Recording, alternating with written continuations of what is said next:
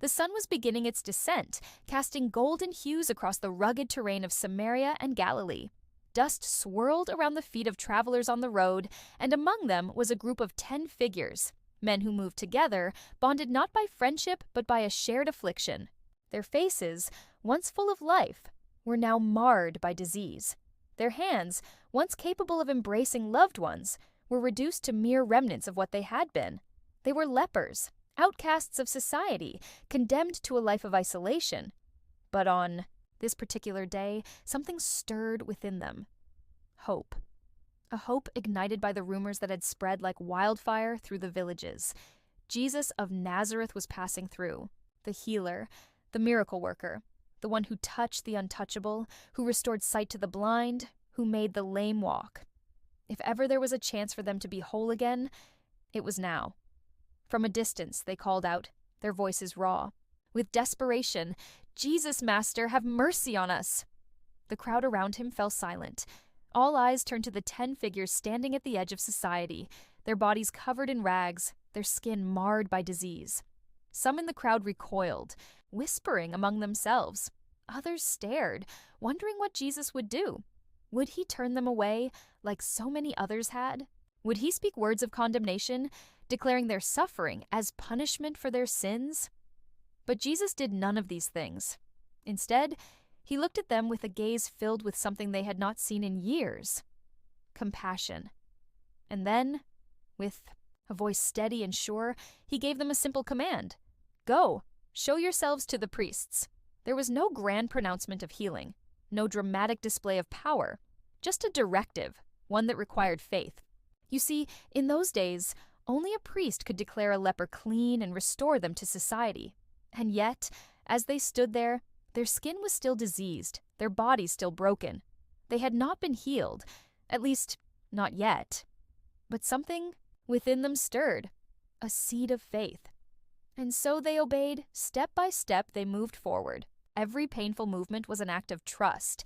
And then, as they walked, something astonishing happened. The pain that had gripped their limbs for years began to fade. The sores that had covered their bodies started to vanish. Skin, once rotting, became whole again. One of them, perhaps the youngest, noticed it first. He gasped, stopping mid-step, eyes wide with disbelief. Another looked down at his hands and let out a cry.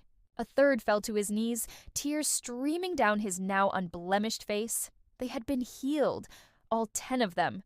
For a moment, they stood there in stunned silence. Then, shouts of joy erupted. They embraced one another, laughing, weeping, marveling at their newfound wholeness.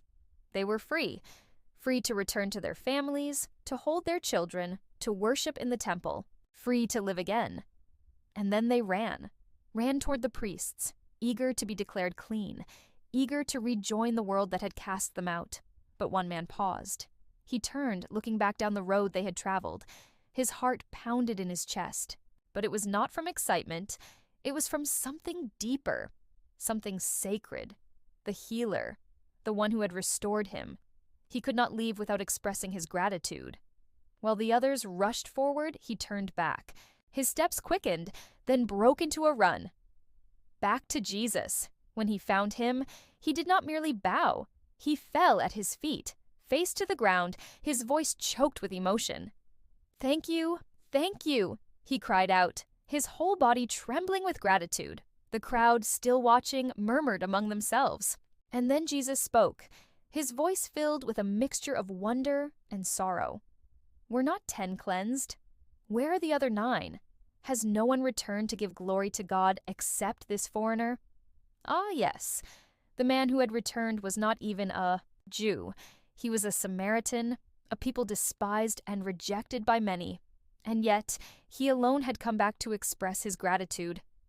Jesus looked down at him, his expression one of deep affection. Then, he spoke the words that would change this man's life forever. "Rise and go. Your faith has made you well." This was more than just physical healing. It was wholeness, complete restoration of body, mind, and soul.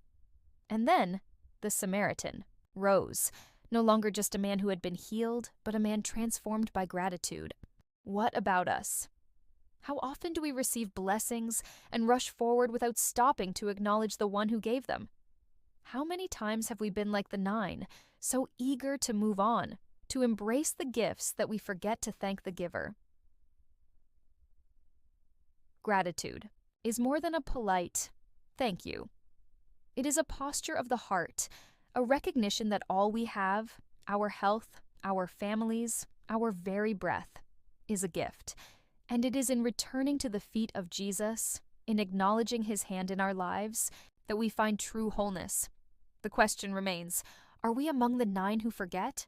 Or will we be like the one who returns?